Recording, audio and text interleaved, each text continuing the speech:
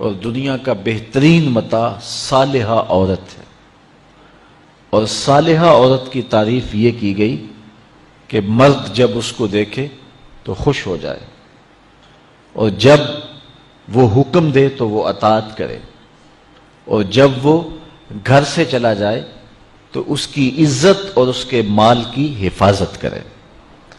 تو جس میں یہ خوبیاں ہوں وہ صالح خاتون ہے، اچھی خاتون ہے اور اچھی بیوی ہے۔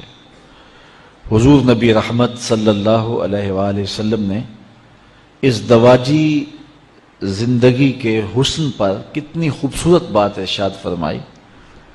فرمایا کہ عورت کے، بیوی کے مزاج سے آپ کو موافقت نہیں ہے، اس کی کچھ عادتیں تمہیں ناپسند ہیں، تو اس کی کچھ ایسی عادتیں بھی ہوں گی جو تمہیں پسند ہوں گی۔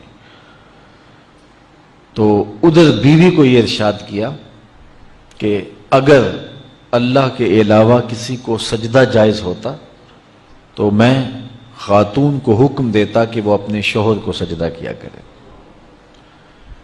اگر خاتون اس کو مد نظر رکھے تو شوہر کو شکایت پیدا نہیں ہو سکتی، اور اگر شوہر اس حدیث کو مد نظر رکھے کہ اس کی کچھ عادتیں مجھے ناپسند ہیں تو کچھ عادتیں ایسی بھی ہیں جو مجھے پسند ہیں، یہ ماں باپ کا گھر چھوڑ کے آئی ہے، میرے لیے وطن چھوڑا ہے، اپنا آبائی گھر چھوڑا ہے، بہن بھائیوں کو چھوڑ کے میرے لیے وقف ہو گئی ہے، تو یہ چیزیں یقیناً مرد کے لیے اس عورت کی محبت کو پیدا کرنے کے لیے کافی ہیں۔ طلاق اگرچہ مرد کا شرعی حق ہے، اور اگر نباہ نہ ہوتا ہو تو طلاق دینا ناگزیر ہو جائے تو طلاق دینا ہی پڑتا ہے، لیکن اس کے باوجود اگر کوئی شخص اپنی بیوی کو برداشت کرتا رہے تو قیامت کے دن رب کی رحمتوں کا حقدار ہوگا۔ جائز کاموں میں جو سب سے ناپسندیدہ امر ہے وہ طلاق ہے، اور جب کوئی شخص طلاق دیتا ہے اللہ کا عرش بھی ہلنے لگ جاتا ہے۔ امرأہ مردودہ اس خاتون کو کہتے ہیں جس کے شوہر نے اس کو طلاق دے دی اور وہ اس قابل نہیں ہے کہ اس کا دوبارہ نکاح ہو سکے، پہلے ہی بڑی مشکل نکاح ہوا تھا، بدصورت تھی، جہیز نہیں لا سکی تھی، تو پہلے بڑی مشکل نکاح ہوا تھا، اب طلاق ہو گئی تو اب تو اور زیادہ امکان مشکل ہو گیا، تو وہ اپنے باپ کی دہلیز پہ بیٹھ گئی، آگے نکاح کا ارادہ بھی نہیں ہے چونکہ امکان باقی نہیں ہے۔ تو اس عورت کو شریعت میں کہتے ہیں امرأہ مردودہ، لٹائی گئی خاتون۔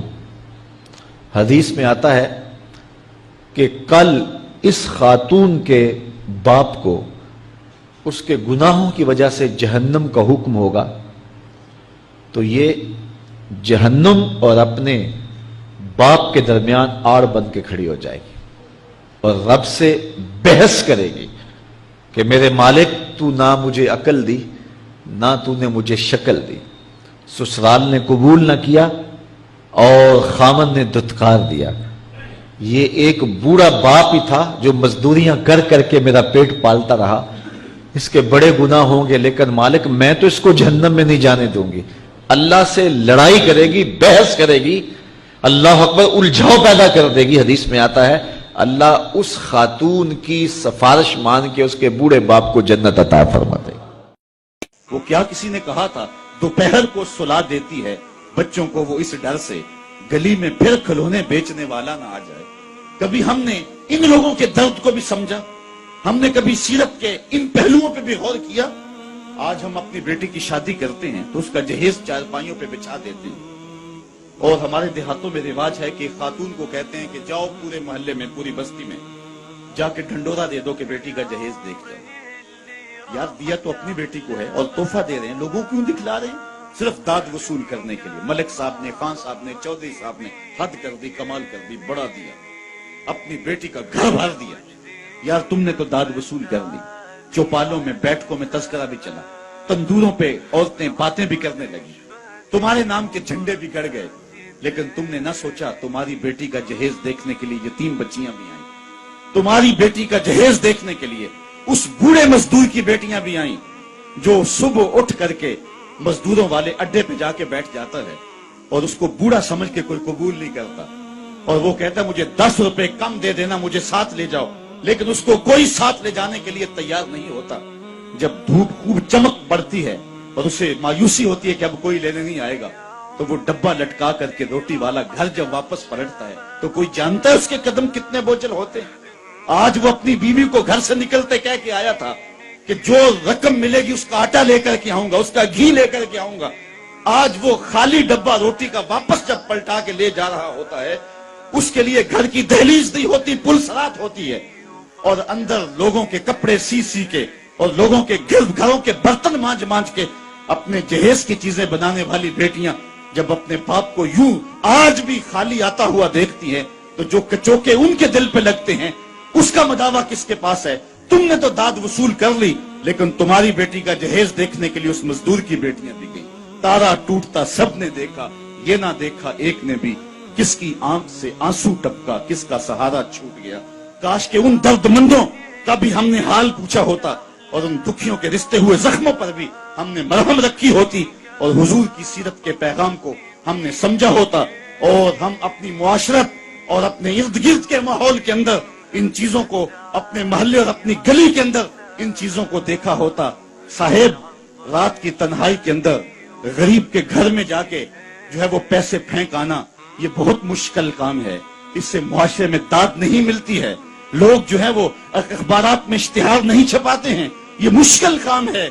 इसलिए इंसान इस मुश्किल घाटी नहीं चढ़ता है। अल्लाह ताला सूरतुल बलद में इरशाद फरमाया, फलक्तहमल अक़बा वमा अदराका मल अक़बा फक्कु रक़बा। अल्लाहु अकबर। ओ इतआमुन फी यौमिन ज़ी मस्ग़बा। ये मुश्किल घाटी है। किसी फंसे हुए की गर्दन छुड़ाना है, किसी लाचार के काम आना है, किसी दुखी के काम आना है। मेरे और आपके आका मौला हुजूर खत्मुल मर्तबत सल्लल्लाहु अलैहि वसल्लम ईद पढ़ने जा रहे हैं, रास्ते के अंदर एक यतीम बिलखता बच्चा देखा। हुजूर रुक गए, सर पे शफकत का हाथ रखा, पूछा बेटे आज ईद का दिन है, तुम रो रहे हो? कहा मेरा बाप फला गजवे में शहीद हो गया, मेरी माँ का साया भी सर पे नहीं, भरी दुनिया में यहाँ मेरा कोई नहीं। दीवार के साथ लग के बिलक रहा है। ईदगाह में इंतजार हो रहा है, हजारों लोग मुंतजर है। आका करीम ने दिल जोई यतीम को, यतीम की दिल जोई को इतना मुकद्दम समझा कि उसको लेके वापस घर आए और आके कहा कि इसको लिबास दिया जाए, इसको खाना खिलाया जाए, और उसको जैसा हसनैन करीमैन को लिबास दिया गया था ऐसा उस बच्चे को पहनाया गया, खाना खिलाया गया। हुजूर ने एहसास महरूमी दूर करने के लिए मजीद उसके सर पे शफकत भरा हाथ रखा और मुस्कुराते हुए फरमाया, क्या बेटा तू इस बात को पसंद नहीं करता कि मोहम्मद तेरा बाप लगे, आयशा तेरी माँ लगे और फातिमा तेरी बाजी लगे? उसने कहा ये रिश्ते मिल जाएं तो और क्या चाहिए? कहा आज के बाद ये तेरे रिश्ते ठहरे। एक उंगली से हसनैन को लगाया है, एक उंगली से वो यतीम बच्चा है। हुजूर ईदगाह की तरफ बढ़ रहे हैं और भी बच्चे अपने माँ बाप के साथ जा रहे हैं। ये यतीम जुबान हाल से कहता है था तो यतीम, लेकिन यतीमी का मजा आ गया, मुस्तफा की उंगली थाम के जा रहा। तो हुजूर अलैहिस्सलाम की सीरत जब नस्ल नौ के सामने रखें,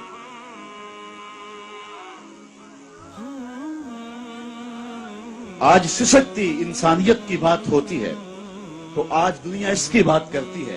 तो आइए अपने आका की सीरत को इस रूप के अंदर देखें और पढ़ें और उसकी खुशबू को फैलाएं और नस्ल नौ को बताएं कि आका करीम अलैहिस्सलातु वस्सलाम किस तरह दुखियों के दर्द बांटने वाले थे और लाचारों, यतीमों और मिस्कीनों के किस तरह काम आने वाले थे।